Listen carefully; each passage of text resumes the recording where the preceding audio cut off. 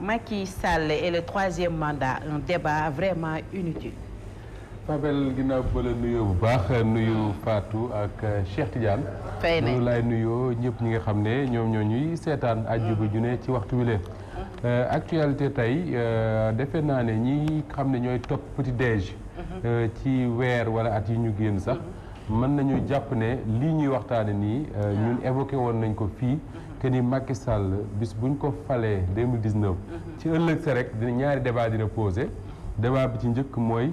kan moo koy wutu te kan moo koy wutu boobule mooy indi beneen débat bi mooy est-ce que dina présenté wu 2024 wala déet moo tax mu un débat vraiment inutile ak un point d'interrogation xam nga lu tax parce que débat bi dafa posé wu te man je me suis posé une question fan la coow luy jógee su fekkoon ne dafa jóge ci opposants yi nga xam ne ñoom ñooy évoqué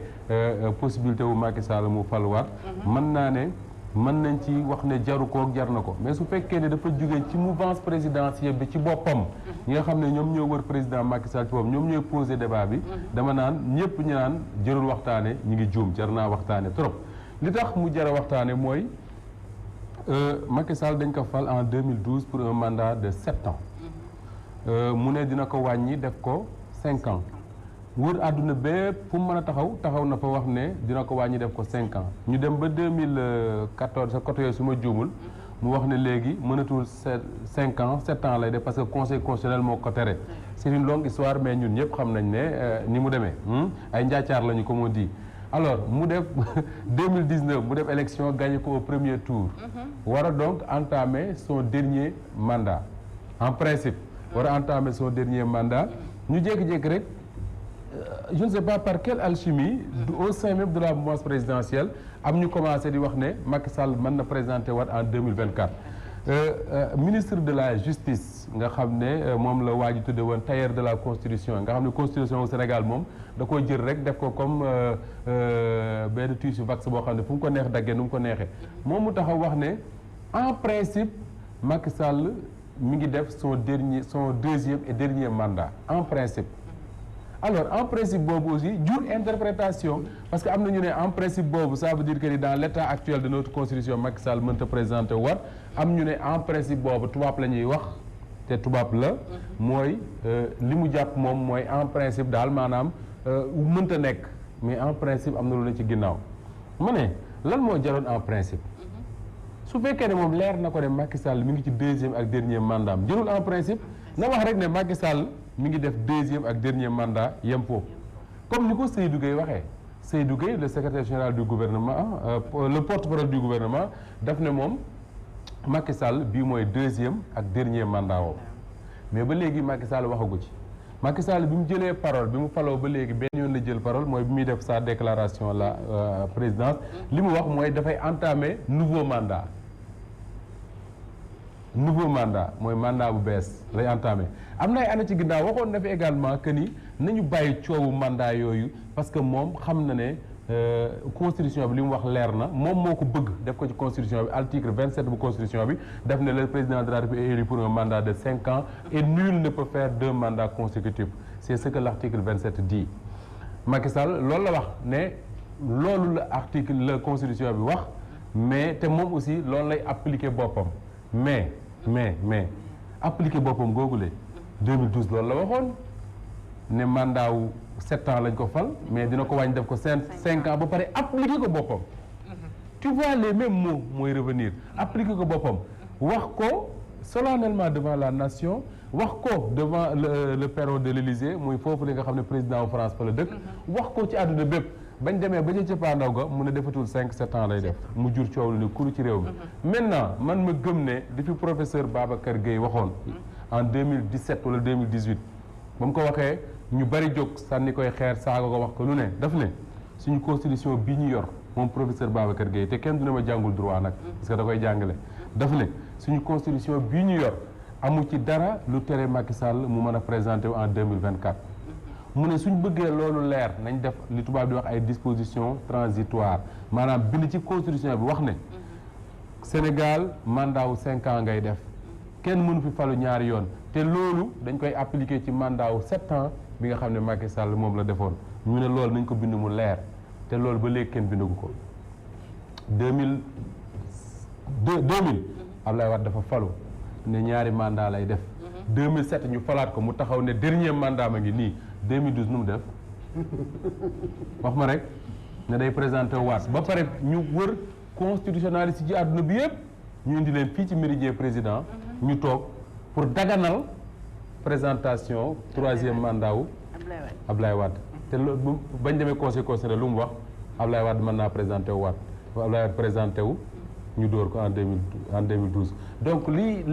gënte gën mooy ñaar que le président de la République ci moom président Macky Sall taxaw wax solennellement Sénégalais yëpp dégg xëy na bu dee prêter serment dina ko wax que ne bii mooy deuxième ak dernier mandat wam te loolu sax président Macky Sall wax ko solennellement dina am Sénégalais yoo xam ne duñ ko gëm xam nga lu tax parce que waxoon na fi solennellement que ni 5 ans lay def na 7 ans mais li am solo rek mooy moom mu génn ci gémmiñam mu wax ne mandat bii mooy dernier woo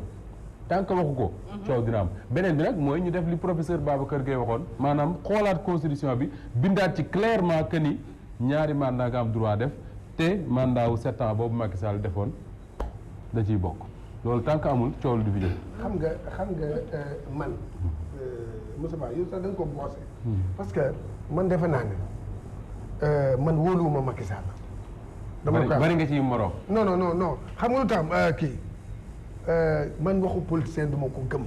man mais Macky Sall waxagul dara. waaye déglu ma. ci jëm déglu ma kii dafa wax lu leer. Seydou Gueye aussi. déet attends may leen ma Moustapha da ngeen ko déglu mais dafa wax xam nga man tey jii suñu bëggoon lu leer professeur Babacar Gueye bu Macky Sall bëggoon lu leer man defe naa ne loolu professeur boobu wax juriste boobu loolu la ñuy def mooy dugal loolu. bind ci këyit mu leer nañ avant ñu doon dem 2019 na ngeen wax dëgg xoolaat leen bu baax. xam-xam nga wax Cheikh. bu ñu bëggoon rek affaire bi débat bi bañ a am nekk débat kon avant ñuy dem 2019 Macky Sall mii nga xam ne moom mooy le président de la constitution xam nga lu muy def day naan lii nañ ko leeral balaa ñuy demaat. waaye comme que leeraluñu ko léegi nii man wóoluwuma. xam nga li ma jaaxal mooy Sénégal am na benn professeur droit constitutionnel bu ko wax barki démb professeur Ahmed Ndiaye ku xam constitution nag parce que yàgg na ci liggéey mu wax ne loi bi leer na bu nee nul ne peut faire 2 mandats consécutifs leer na mooy ne Macky Sall mënul présenter waat pour un 3e mandat mais Sénégal Cheikh Tidiane c'est pas pour la première fois ñu wax fi ne lii loi bi wax leer na. waaw ñu dem ba ci cëppaandaw ga ñii taxaw fii ñii taxaw fii ñu ne nañ dem ko. parce que man loolu moo ma jaaxal président Macky Sall mii combien de fois la ñu posé débat ne warul def 7 ans 5 ans la war a def débat bi ñu koy posé à chaque fois bu ñu ko posé mu ne loolu c'est un débat inutile bu ci kenn wax perte temps la parce que man maa ko wax dinaa ko def la loi est claire là-dessus ba ñu demee nuñ mujjee Fabel Macky Sall ñaata at la def ci nguur gi. 7 ans te waatoon na ne juróomi at rek lay def moo tax tey jii Cheikh Tidiane je suis parfaitement d'accord avec toi waat ne 5 du présenté wu 2024 doyul nañ ko wax mu leer parce que defe nañ nu ne nag suñ policiers yi defe nañu nu ne waaw baax na voilà merci comme que xam ngeen loolu rek jàmm la. d'accord mais Moustapha xam nga dañ ko fi waxoon léegi yaa ngi koy wax sànq téléspectateurs yi ñu suivre ci mois yu mujj yi. war nañu dégg ci wax bi ñu wax ji waxoon nañ ci. alors mooy ñëwaat rek ci wax ji ma ci waxoon ñi ci war a wax est-ce que duñ ci wax dès que mu jot. moment bi nga xamante ne jot na pour ñu wax ci. ñu wax ci au lieu que ñuy bàyyi ba mu dara ne këtt ni jon ñu dem ba ci. dernier temps bi ñu doog a yëkkati wax ji kenn ku ci nekk di ut recours ak foofu ban yoon ngay jaar pour fekk bay wéy na mbuus ba pare xam nga problème bi ñu am et je crois que boo ko waxee juristes yi ñu ne loolu mooy enrichir le débat juridique mooy loi ku nekk ak na nga koy liiree kii taxaw fi wax lii kii taxaw fi argument contre argument et loolu je crois que c'est un problème au Sénégal gis nga alxuraan ji ñu bari ñu tënku ñu bari di ko àttee ci réew yu bari mënul àtte Cheikh Tidiane Gomis nii àtte Moustapha Diop ne ci même faute bi même àtte bi la mais suñu loi yi ñu yor Fabel da koy interpréter nii Fatou interpréter ko nii Fabel ak Fatou ñoo bokk même école bu ñu jàngee bokk même diplôme yi di wax ci même constitution bi kii wax ci lii kii wax ci lële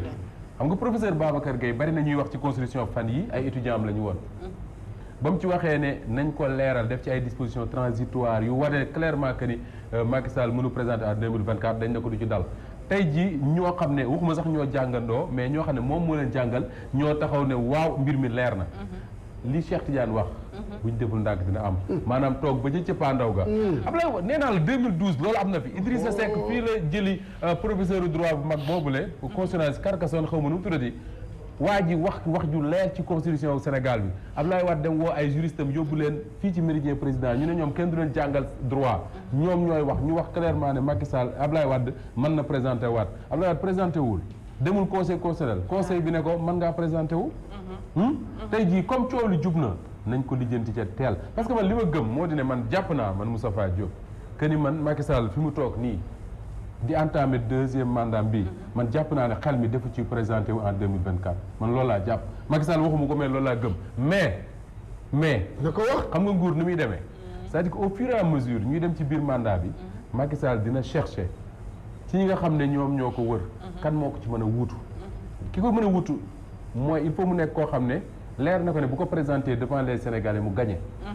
te bu gagné dina surveiller ses arrières maanaam li daloon Chirac ci Sarkozy du bëgg mu koy dal quelqu'un boo xam ne yéen a bokk parti mu fallu ba pare ñëw toroxal la Macky Sall bëggul loolu mais man gëm naa ne tey jii li ko gën a soxal mooy génn bu rafet mais suñu demee ba 2023 2022 2023 jàpp 2024 yàlla nañu ko fekk ñun ñëpp ak ñuy seetaan Macky Sall gis ne seet xam ne ñi ko fi war a jéem a remplacer ku mu fi teg gars yi dóor ko soo deful ndànk xel mi dina ci dugg présenté wu parce que Ablaye Wade bi muy présenté wu en 2012 na la leer ne su fekkoon ne am na ku ko mën a wuutu mu leer ko ne bu demee gañ Ablaye Wade du présenté wu dëgg la Abdou Diouf ñu bari nee na bi muy entamé élection wu 2000 amuloon benn envie wu présenté wu élection 2000 mais c'est parce que au sein du PS xamoon nañ ne ku ko fay wuutu mën a gañe élection yi devant Ablaye Wade amu fa mu présenté wu donc yu mel noonu mën na dal Macky Sall d'ici 2024 bëgg ko mais mu nekk situation boo xam ne ne parti bii su leen bàyyee ñu tànn Fatou Diouf wala Cheikh Tidiane Gomis présenté ko gars yi dóor leen dóor yu métti bu leen dóoree dóor yu métti moom du sedd ci moom mu ne naa ko jéngu lu mu am jël mais su boobaa aussi defe naa ne Sénégalais yi mën nañ ko pardonner lu nekk moom des nag présenté wu 2024 ñu jóge ci ponk boobu dem ci beneen nga ne réélection de Macky Sall l'opposition remonte au front. daanaka dañ koy sof rek ci li ñuy waxtaane sànq ba léegi parce que li tax moo di ne wax naa la sànq ne opposition bi tey bu ñu engagé woo ci débat bii ñuy débattre man ak Cheikh Tidiane Gomis parce que ñun faruñu fenn lu ñu neex wax ñoom bu ci engagé woo rek mooy accepté nañ ne Macky Sall moo leen di diriger ci légitimité ak légalité 2019 ba 2024 moo tax ñoom ce débat de 2024 là ñoom posé wuñ ko lan lañ posé mooy d'abord dans un premier temps te loolu jaaxaloon na ñu bari malgré coow li am ci résultats yeeg yëpp dès que résultats yi ñu officialisé ko déggoo kenn coow dëgg la am na xale yu ci jàpp yóbbu leen ci kaso bi dañ ñuy ñaan d'ailleurs nag ne nañ leen bàyyi ñibbi seen njaboot nag parce que wax dëgg yàlla lu dalal réew mi moo gën alors mais ñoom dans l'opposition boo gisee contestation yi nga xam ne moo daan am du temps de Wade nga xam ne Wade élection bu daan am bu joxe résultat yi balay timis ñu jàpp ko yóbbu kaso mbedd mi tàkk nit ñi génn loolu dara amu ci ñaar mën na ko waral moo di ne Sénégalais yi toll nañ foo xam ne kenn jaraltu leen ñuy génn ci mbedd mi di xeex di toj ndax yóbbu nit pouvoir mais également mën naa nekk loo xam ne c'est voulu par l'opposition elle-même que ni jaru ko te loolu aussi le khalife général des Mourides muy Serigne Mountakha Bachir Mbacké am na rôle bu mu ci joué boo xam ne mooy recevoir na à Touba Idrissa Seck ak Madické Niang li mu leen wax mooy ndam lu rëy ngeen am xam nga loolu bu lu ko kilifa waxee je crois que dina la dalal ci lu bëri te bokk na ci li nga xam ne moom moo apaisé ñooñu leen ba dalal leen maintenant bi Idrissa Seck waxee bërki démb lan la wax moo di ne dafa jàpp ne moom Macky Sall dafa confisquer la volonté pouvoir la volonté du peuple sénégalais donc moom pour moom waa ji ñu jiite usurpateur la je mets des guillemets bala ñu may woo mais en tout cas moom jàpp na ne gañe ga waroon a gañewu ko keneen koo xam ne wax na ci mooy Ousmane Sonko moom li mu wax mooy du ko féliciter parce que gëm na ne gañe gi jaarul ci yoon ba démb am beneen idée boo xam ne moom moo ci génn ki ko yëkkati mooy Babacar Diop moo jiite front FDS front force démocratique bu Thiès force démocratique du Sénégal moom allié Idrissa Seck d'ailleurs ñoom seen parti ñoo njëkk a investir Idrissa Seck à la présidentielle ñu ngi ko defoon place de l'Obélisque après la ñeneen ñi ñëw mais ñoom ñoo ko jëkk a investir ñoom li ñu wax moo di ne non seulement il ne faut pas reconnaître victoire Macky Sall donc boo ko reconnaître doo ko féliciter deuxièmement bu leen woowee dialogue bu leen dem mais troisièmement ñu wax loo xam ne ñu ko daan dégg du temps de Wade mooy nañu teg gouvernement parallèle mooy ñoom dañu gëm ne bu Macky Sall prêter serment le 2 avril xaw ma bu prêter serment rek ñoom aussi dañu war a prêter serment teg un gouvernement parallèle loolu nag wax la boo xam ne du temps de Wade lañ ko daan dégg mais Wade mais également bu ko daan wax aussi du ko def da ko daan wax pour chauffer la rue ay militants am kii mais waaw mais je ne vois pas Sénégal tey noo mën a tegee un gouvernement parallèle parce que Sénégalais ci seen bopp je pense que ñoom ci seen bopp reconnaître nañ je parle pas des politiques mais Sénégalais ci seen bopp reconnaître nañ que ne Macky Sall gagné na élection yi le 2 dina prêter serment nekk président pour 5 ans donc mais li ci am solo mooy tey l'opposition xam na ne 5 ans yi du 5 ans noppalu pour moom moo tax il faut retourner au front li ñu doon xaar mooy retourner au front ils sont retournés au front par Idrissa Seck d'abord mais ñoom également du côté de l'opposition ñu am un problème bu ñu war a régler te loolu Macky Sall du leen ci dimbali benn yoon mooy kan mooy nekk le chef de l'opposition parce que opposition au Sénégal bi li ko affaiblir pendant 7 ans yi ñu génn moo di ne armée mexicaine la woon ku nekk di tirer côté bu mu la neexee mais un chef comme ni Wade daan nekkee le vrai chef de l'opposition du temps de Senghor ensuite Diouf amatu fi woon alors également Wade mi nga xam ne moom moo ko doon incarné at yi mayetu ko maintenant ñu génn ci une élection présidentielle est-ce que à partir de cette élection présidentielle là mën nañu ne diw bii mooy chef opposition bi buñ ko waxee kan la war a doon mooy Idrissa Seck parce que moom moo am 20% wu élection ci élection yi ñu génn 20% mais est-ce que du côté du PDS ñoom dinañ accepter que ni résultat wu présidentiel yi mën nañ ci xool kan mooy nekk le patron de l'opposition le PDS du ko nangu te le firnde bi Omar Sarr a ko wax Omar Sarr nee na il y a au moins 5 bonnes raisons qui font que nul ne peut déterminer à partir de la présidentielle le chef de l'opposition donc moom pour moom élection présidentielle yi mënuñu ci sukkandiku pour wax ne diw mooy nekk chef boobu xam nga tax waa PDS di wax loolu parce que élection bu ñu nee duñ ko teg chef de l'opposition duñ ko tànn à partir de la présidentielle fan lañ koy tànnee législative oui te législative ñoom ñoo rawoon yaa ngi dégg wax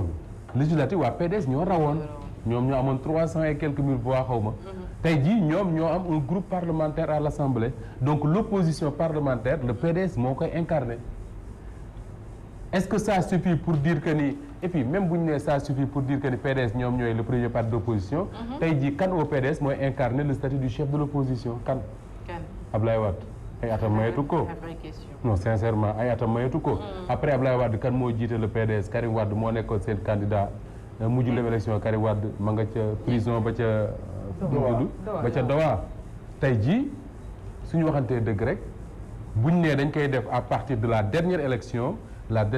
c'est la présidentielle Idrissa Seck moo jël deuxième mais Idrissa Seck ne nekk chef de l'opposition dafa am ñaari càmm arrangé wul le pouvoir non arrangé wul Ablaye Wade le PDS en général parce que bu ñu deful ndànk ñoom ci la ñuy jaare dem tool pero ñi xamuñu ko ay armères yu nekk ci Louga ci la ñuy jaare dem Yoff kon seen parti boobu la waaw wala boobu su fekkee ne Idrissa Seck dafa nekk le chef de l'opposition également arrangé wul le pouvoir parce que Idrissa Seck defante kat la tey jii le pouvoir bu ñu sañoon am un chef de l'opposition boo xam ne dinañ mën di négocier ak moom ci yenn yi du ma ko tuddee deal parce que dama fa wax deal keroog am benn responsable PDS bu ma mere ba ma téléphone mais di waxtaan ci yenn yi Idriss Seck tey bu nekkee le chef de l'opposition yaakaaruma ne dina fi nekk di deal ak le pouvoir opposition bu sap lay doon et tout cela fait que tey y a un débat qui risque de diviser l'opposition encore une fois te ni ma la ko waxee Macky Sall du leen ci dimbali benn yoon pour ñu trouver ci solution